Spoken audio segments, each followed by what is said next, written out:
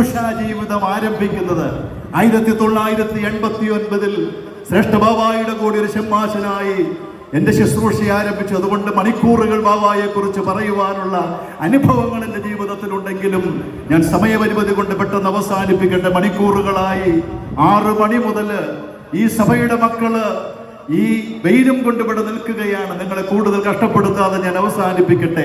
ഒന്നാമത്തെ ശ്രേഷ്ഠ ബാവായുടെ എന്തുകൊണ്ടാണ് തോമസ് പ്രഥമൻ ബാവ ഇന്നും ജനഹൃദയങ്ങളിൽ മായ്ക്കാത്ത മറയാത്ത മുദ്രയായി നിൽക്കുന്നതെന്ന് ചിന്തിക്കുമ്പോൾ ഒന്നാമത് നാം കാണുന്നത് ഇടയന്റെ ഇടയത്വത്തിന്റെ നിയോഗമെന്തെന്ന് തിരിച്ചറിഞ്ഞ്, തന്റെ ജനത്തിന്റെ കരുത്തെന്തെന്ന് തിരിച്ചറിഞ്ഞ്, സ്നേഹത്തിലൂടെ വീണുപോകാതെ തന്റെ ജനത്തെ താങ്ങി നിർത്തിയ ഇടയശ്രേഷ്ഠനായിരുന്നു നമ്മുടെ ബാബാ തിരുമേനി. പുറപ്പാട് പുസ്തകം 4-ാം അധ്യായം 2-ാം വാക്യത്തിൽ ദൈവം മോശയോടൊരു കാര്യം പറയുന്നുണ്ട്. ദൈവം മോശയെ നിയോഗിച്ച് ആ അജപാലന ദൗത്യം ഏൽപ്പിച്ചപ്പോൾ മോശയോട് പറയുന്നു, നിന്റെ കയ്യിലിരിക്കുന്ന വടി നിലത്തിടാൻ പറയുന്നു.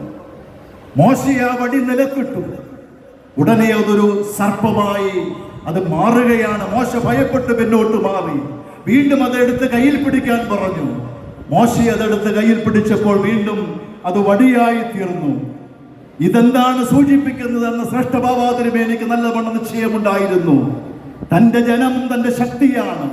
ഇടയത്വത്തിന്റെ വടി എന്ന് പറയുന്നത് തന്റെ ജനത്തെ കൈവെള്ളയിൽ ചേർത്ത് നിർത്തിക്കൊണ്ട് വീഴാതെ താങ്ങി നിർത്തുവാനുള്ള ആ നിയോഗമായിരുന്നുവെന്നുള്ള തിരിച്ചറിഞ്ഞ് തന്റെ ജനത്തെ വീഴാതെ തന്റെ കൈകളിൽ വഹിച്ചുകൊണ്ട് തന്റെ മക്കളെ കൊണ്ടു നടന്ന ബാവായായിരുന്നു എന്ന് നമുക്കറിയാം. അതുകൊണ്ട് തന്നെയാണ് ബാബാ തിരുമേനിയെ സംബന്ധിച്ചിടത്തോളം ബാബ യുവാക്കൾക്കിടയിൽ യുവാവായിരുന്നു, കുഞ്ഞുങ്ങൾക്കിടയിൽ ബാബ ഒരു കുട്ടിയായിരുന്നു, വൃദ്ധർക്കിടയിൽ ബാബ വൃദ്ധനായിരുന്നു, ശക്തർക്ക് മുൻപിൽ ബാബ ധീരനായിരുന്നു, വേദനിക്കുന്നവന്റെ മുൻപിൽ സഹായഹസ്തം നീട്ടി കണ്ണുനീരൊപ്പുന്ന ആശ്വാസദായകനായിരുന്നു.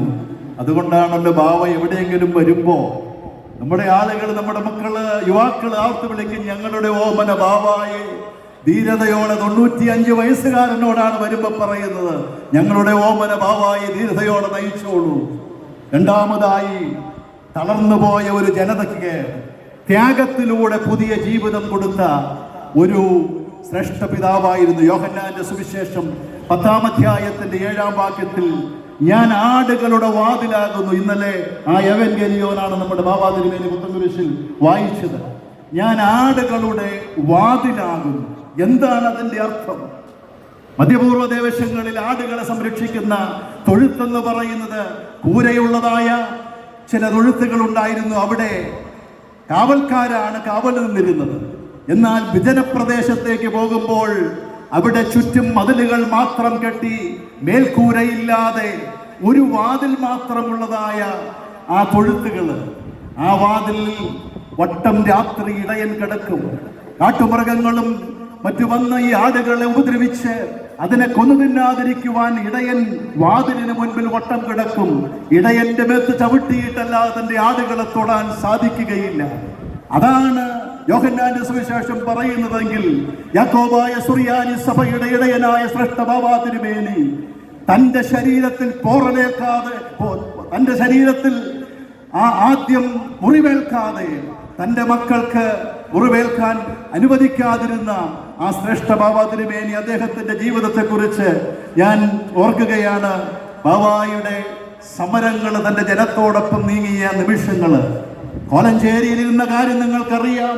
കോരിച്ചൊരിയുന്ന മഴയത്ത് തന്റെ മക്കൾക്ക് വേണ്ടി അവിടെ പോയിരുന്ന ബാബാ തിരുമേനി പുത്തൻകുരിശിൽ ഒരു ദിവസം പുത്തൻകുരിശ് പോലീസ് സ്റ്റേഷനിലേക്ക് കുറച്ച് നമ്മുടെ ആളുകളെ കൊണ്ടുപോയി. അവിടെ ശ്രേഷ്ഠ ബാബാ തിരുമേനി ആ റോഡിന്റെ നടുവിൽ പോയിരുന്ന് 2 വശവും വാഹനങ്ങൾ അവിടെ ബ്ലോക്കായി. പോലീസുകാർ ഇറങ്ങി വന്നപ്പോൾ ബാബ പറഞ്ഞു, എന്റെ മക്കളെ എന്നെ അറസ്റ്റ് ചെയ്ത് എന്നെ ജയിലിലിട്ടിട്ട് എന്റെ മക്കളെ നിങ്ങൾ കൊണ്ടുപോയിക്കൊള്ളാൻ പറഞ്ഞ് 100 അനുഭവങ്ങൾ. ഇടയനെ ചവിട്ടിയിട്ടല്ലാതെ ആടുകളെ തൊടാൻ കഴിയില്ല എന്ന് യോഹന്നാന്റെ സുവിശേഷൻ പറയുമ്പോൾ ശ്രേഷ്ഠ ബാബാ തിരുമേനി തന്റെ മക്കൾക്ക് വേണ്ടി ത്യാഗത്തിലൂടെ ആ ശ്രേഷ്ഠ പിതാവ് തന്റെ വിശ്വാസം സംരക്ഷിച്ചു. അവസാനമായി ഒരു കാര്യവും കൂടെ പറഞ്ഞ്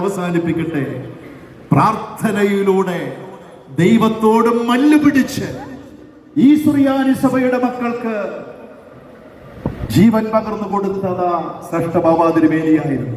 പഴയ നിയമത്തിൽ യാക്കോബിനെ കുറിച്ച് നമ്മൾ വായിച്ചിട്ടുണ്ട്. യാബോക്ക് നദിയുടെ തീരത്ത് വെച്ച് യാക്കോബ് ദൈവദൂതനുമായി മല്ലുപിടിച്ച് നീ എന്നെ അനുഗ്രഹിച്ചിട്ടല്ലാതെ ഞാൻ നിന്നെ വിടുകയില്ല എന്ന് യാക്കോബ് പറയുമ്പോൾ, ഇതുപോലെ തന്നെ പ്രതിസന്ധികളിൽ ദൈവത്തിന്റെ മുൻപാകെ മുട്ടുമടക്കി ദൈവത്തോട് ഈ സഭയ്ക്ക് വേണ്ടി പ്രാർത്ഥിച്ച് അനുഗ്രഹങ്ങൾ പിടിച്ചു വാങ്ങിയവനായിരുന്നു നമ്മുടെ ശ്രേഷ്ഠ ബാബാ തിരുമേനി.